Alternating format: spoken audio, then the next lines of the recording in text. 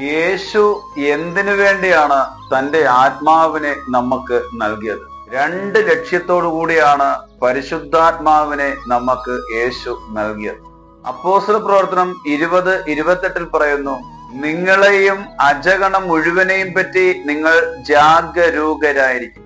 കർത്താവ് സ്വന്തം രക്തത്താൽ നേടിയെടുത്ത ദൈവത്തിന്റെ സഭയെ പരിപാലിക്കുവാൻ വേണ്ടി പരിശുദ്ധാത്മാവ് നിയോഗിച്ചിരിക്കുന്ന അജപാലകരാണ് നിങ്ങൾ. ഈശോയിൽ ഏറ്റവും പ്രിയപ്പെട്ടവരെ, പരിശുദ്ധാത്മാവിനെ നമുക്ക് നൽകിയത് 1 ആത്മാക്കളുടെ രക്ഷയ്ക്ക് വേണ്ടിയും 2 സഭയുടെ സംരക്ഷണത്തിനു വേണ്ടിയുമാണ്.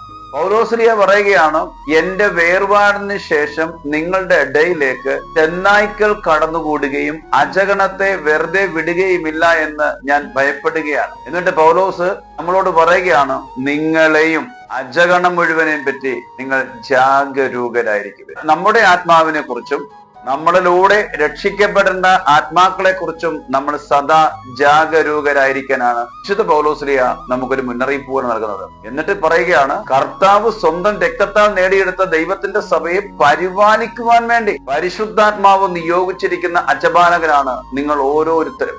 ആത്മരക്ഷ മറന്നുകൊണ്ട്, ആത്മാക്കളുടെ രക്ഷയെ മറന്നുകൊണ്ട് വിശ്വാസ ജീവിതം നമ്മൾ നയിക്കുന്നുവെങ്കിൽ അത് അപകടമാണ്. 2 സഭയിലായിരുന്നു കൊണ്ട് സഭയെ തെറി പറയുകയും സഭയെ വെറുക്കുകയും സഭയെ വിമർശിക്കുകയും ചെയ്യുമ്പോൾ ഈ യാഥാർത്ഥ്യം തിരിച്ചറിയുക, നമ്മൾ പരിശുദ്ധാത്മാവിനെയാണ് വിമർശിക്കുന്നത്.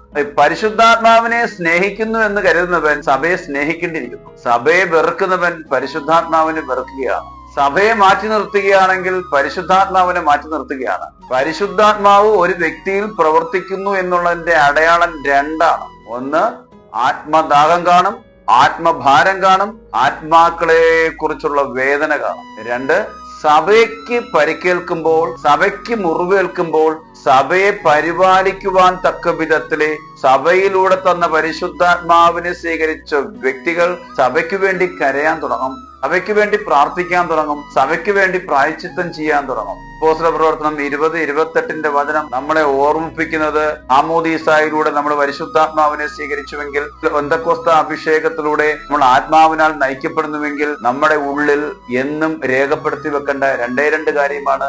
1 ആത്മദാഹം, 2 സഭയോടുള്ള സ്നേഹം. ഈശോ നിങ്ങളെ സമൃദ്ധമായി അനുഗ്രഹിക്കട്ടെ. ഹല്ലേലൂയ.